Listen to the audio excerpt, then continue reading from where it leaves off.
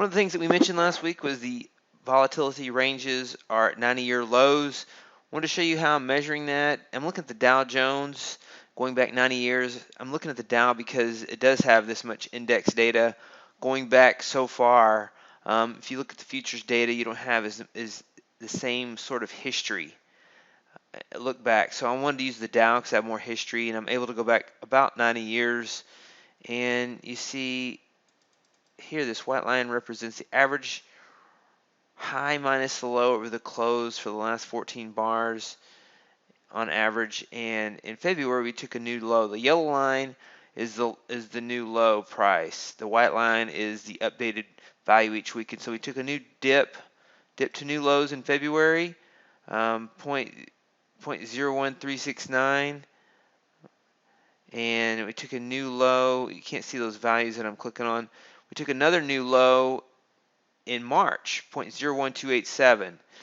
And before this, the previous low is 0.014 back in 1944. That was the low. And so we're at new lows in, 70 years or so. So it's pretty low values for average range as a percentage of close. And I want to show you the formula for this so you can have that. And then I'm going to show you the Excel because you can't see this chart all 90 years. I'm going to show you that chart all 90 years in Excel here, but I want to show you the formula for that first. Here's the formula for the indicator. If you want to type it into your trade station and then put it into a weekly chart of the cash sign INDU, $INDU Dow, and you can see this chart. I exported the data into Excel so we can see 90 years. Here is what it looks like in Excel, and you can see where we are. Lowest lows on this chart. So the average values, the density of this hanging around 0.02 or 2% range is lower than it's been since the 60s. So in the mid 60s, this popped up and it never hit 0.02. It never hit 2% of its daily ranges from 1965 all the way until 2004. And so starting in 2004, we had this value go down to 0.02 and then frequent this value for many years. So there's about a 40-year period where it didn't do that. And so these ranges are what we look at when we look at trend trades, being able to get in on a move and ride that move. This is the 2008 financial crisis. This over here is 1930.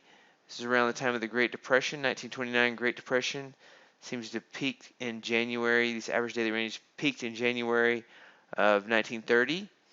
And again in 1932, and so they had this peak in 1937.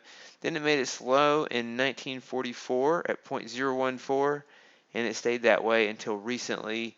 And so this low right here was 0.0145. It almost surpassed that 1944 mark.